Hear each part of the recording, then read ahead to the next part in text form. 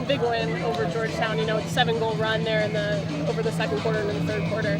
What was the difference that you saw in the team during that run? I thought the difference was the play in the middle of the field. We started to pick the ball up off the ground. I thought our face-off guys and our wings were good. Mike Howard picked up a big ground ball coming out of the box. I thought that all those things kind of propelled us to sort of get control of the game. I thought it was a real team win overall. You're playing against a team that's playing a zone. Nobody can decide they're going to do it on their own. You have to take what they give you. When you're playing against that. And I thought that we did a good job of that. I thought we turned the ball over a couple times in the third quarter. I was disappointed, because I thought that kind of slowed us a little bit there when we had some momentum. But I thought overall it was a really steady effort after a slow start.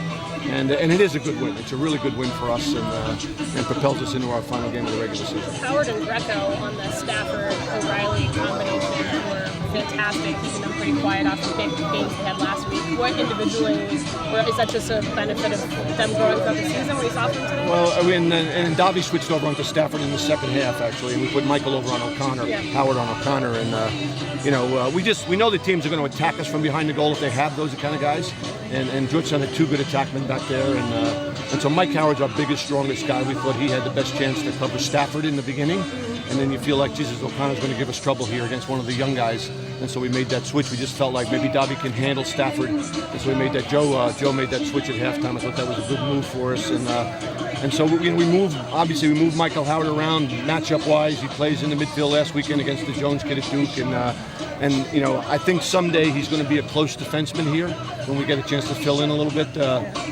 because I think we just need him on the field all the time, and so I think you're seeing a young guy that's just starting to come into his own, and he's got a terrific future ahead of him. Ryan Lukovic, obviously, huge day.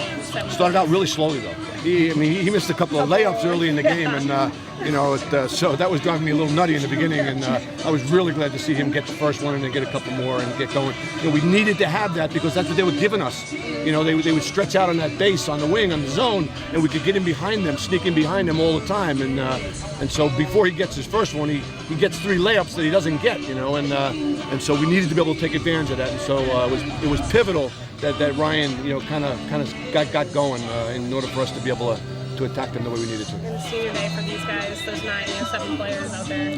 It's a small group that's been through a lot, with their classmates, but it's a great group. I mean, we have had outstanding leadership this year. I've been blessed with some outstanding leaders over the years here at the University of Virginia, and even before that. But as a group, I don't know that we've had a better group overall than these guys. A small group of guys, totally committed to what we're doing, and so I'm not dwelling on the personal piece of this yet. But they've done everything that we've needed them to do for us to be at this point right now. We're having a really good season. We can still have a great season, and it's going to be as much. Their efforts, because of their efforts as much as anything else.